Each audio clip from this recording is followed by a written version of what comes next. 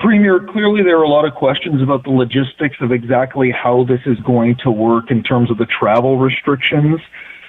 First off, people have been calling for this for a while. You said you were told you couldn't do this, and now you're doing this. How did that happen? And what sort of tools are going to be in place to stop people from traveling? Like, can someone from Vancouver go to Whistler even though it's in the same health authority?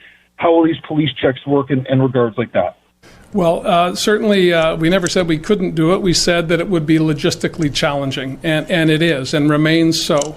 What we've hoped that the public would do, and the vast majority of British Columbians have, is to stay close to home. Be conscious of what you're doing. Be aware of your surroundings, the people you're engaging with, and what the consequences of that might be.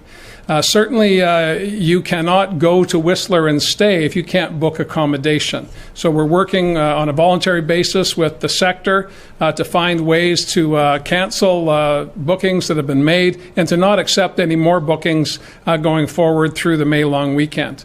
In addition to that, of course, if required, Dr. Henry, Minister Farnworth are prepared to bring forward orders to make that impossible to do. But we're hopeful. Our approach from the beginning, as you know, has been to work with industry, to work with communities, and to work with people to find the best way to keep operating in a safe manner.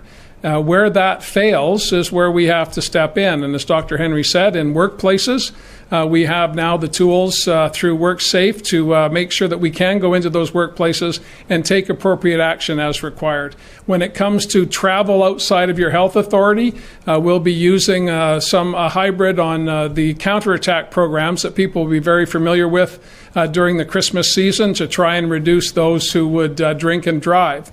It's not unlike that today to have random audits, again, not providing any additional authority to law enforcement, but to work with law enforcement, and Minister Farnworth will have more to say on this later in the week, on how it is that we would manage that going forward. Our appeal to people is to do the right thing and to stay home. Do not plan a holiday until after the May long weekend. And that's the best way for us to go forward, is with voluntary actions by conscientious British Columbians who are focused on the well-being of their family, their community, and their province. Richard, do you have